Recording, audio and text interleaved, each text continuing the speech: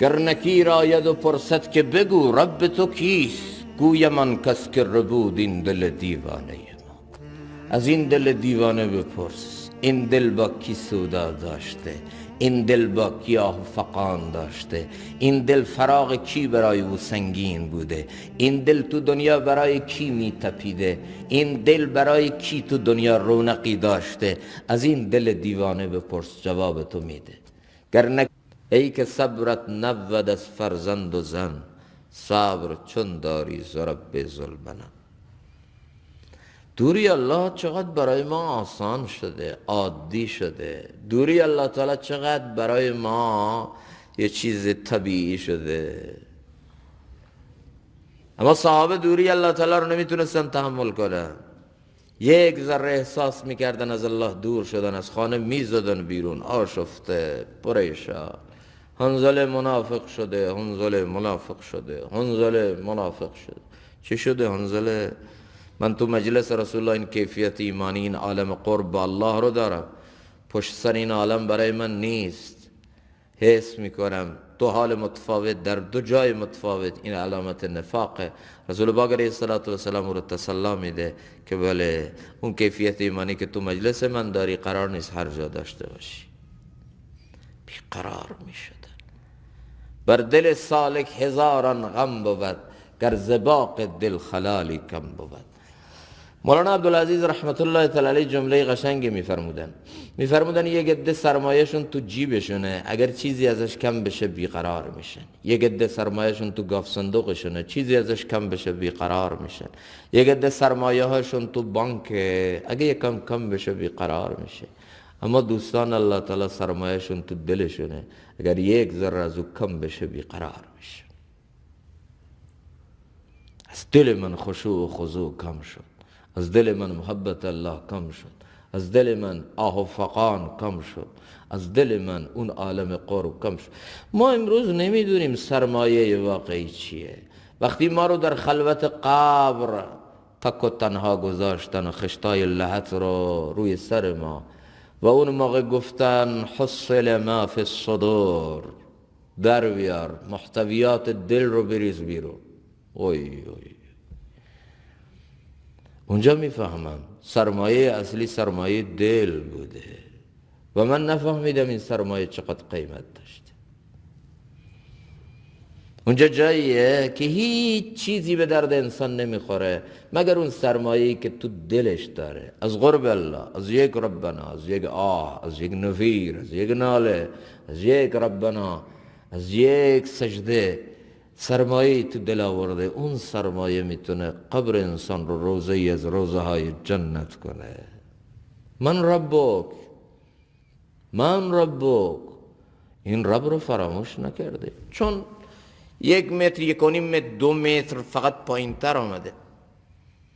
اون روی همین زمین گفته سبحان ربی الاعلا، سبحان ربی الاعلا، سبحان ربی الاعلا. حالا 2 متر زیر زمین آمده، این رب اعلا رو فراموش کرده؟ قطعا نکرده.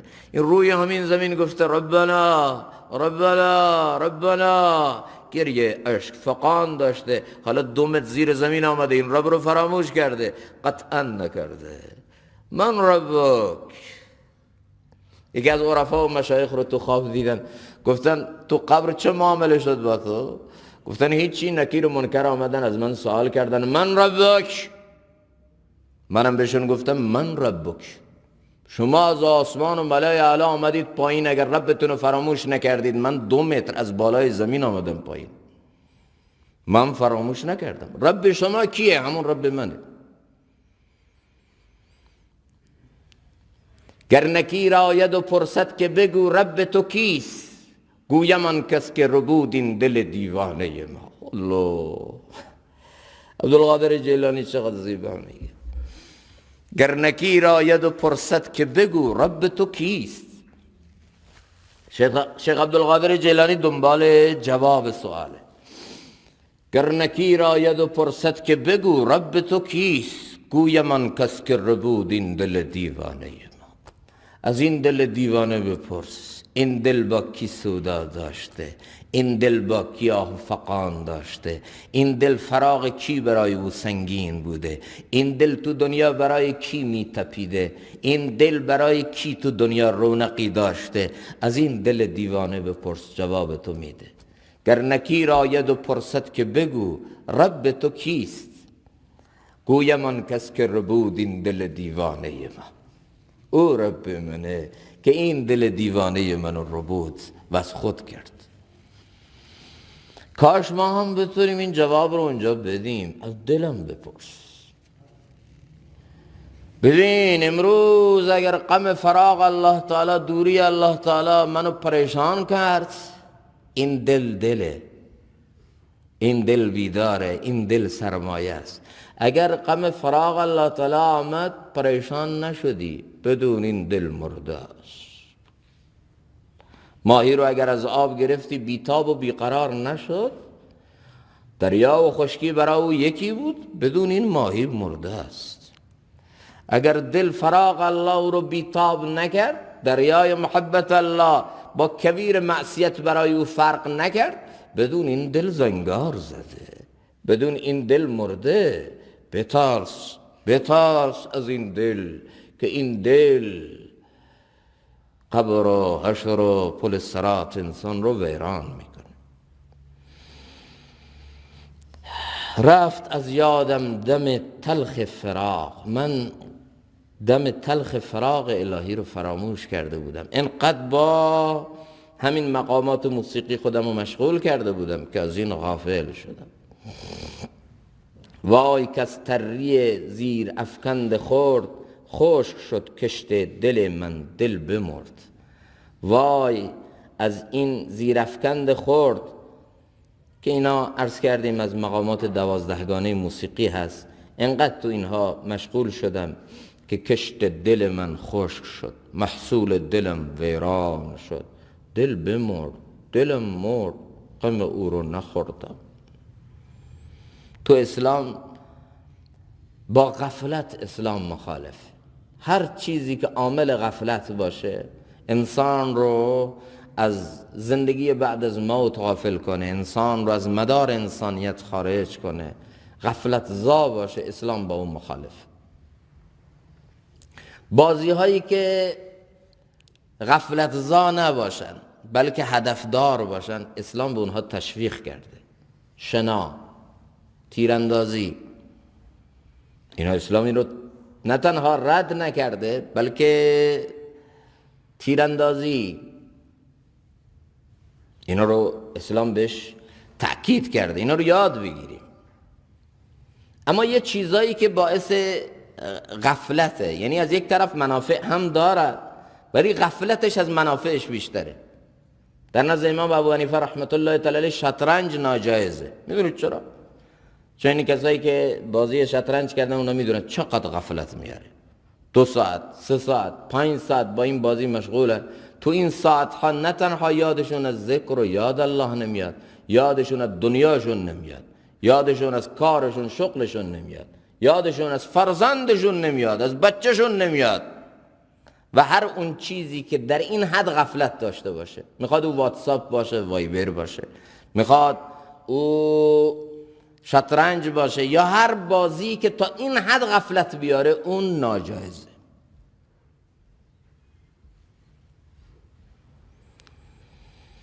خشک شد کشت دل من دل بمرد.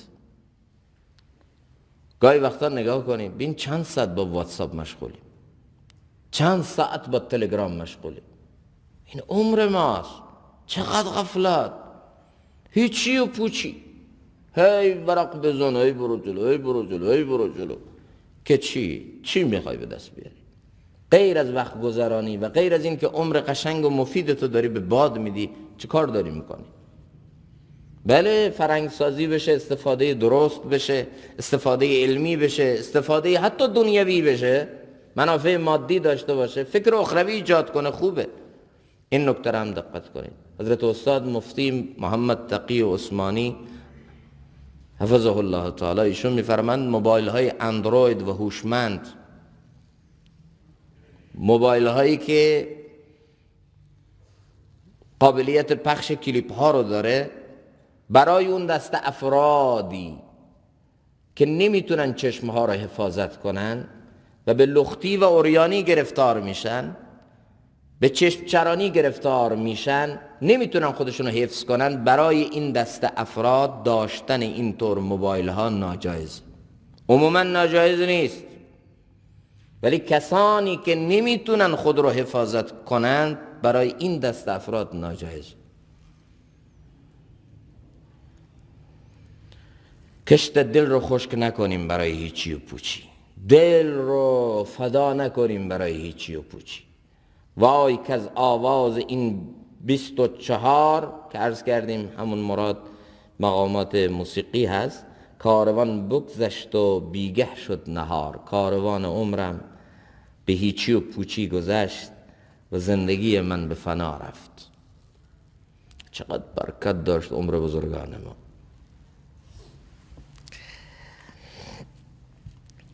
یک کتاب قطوری هست، یکی از علمای عرب اینو جمع‌آوری کرده در رابطه با علمایی که بیش از 1000 تألیف و تصنیف داشتند. 1000 تألیف و تصنیف، نه این که ما فکر کنیم 1000 کتاب طول زندگی خواندن، نه، 1000 کتاب نوشتن. یک کتاب قطور در رابطه با علمایی که بیش از 1000 تألیف داشتن، از جمله اونا امام محمد غزالی، از جمله اونا در علمای معاصر حکیم الامه مولانا اشرف علی طحانوی رحمت الله. چه برکتی الله تو این. این تألیف و تصنیف نیاز به تحقیق داره، نیاز به مطالعه داره، نیاز به کندوکاو علمی داره. این چقدر مطالعه کرده که اینا رو نوشته. یعنی اگر کتاب‌های اینها رو به عمر اینها تقسیم بکنیم، خدا اینا در روز چند صفحه می نوشتن. چه برکتی الله تو عمر اینا گذاشته بوده. حالا تألیف و تصنیف یک بخش زندگی اینا بوده. حضرت مولانا محمد یوسف رحمت الله تعالی کاندهلوی میگه ایشون در یک زمان هم مؤلف بودن، کتاب نوشتن، هم مبلغ بودن، هم مصلح بودن، کار اصلاحی میکردن، با ایشون تعلق اصلاحی برقرار میکردن و یه عده مرید و متعلقین داشتن. مؤلف، مصنف، مبلغ، مصلح، یک فردی که برای اصلاح جامعه داره فکر میکنه، یک فردی که مسئولیت‌های خانه به دوششه، به همه این کارا میرسید.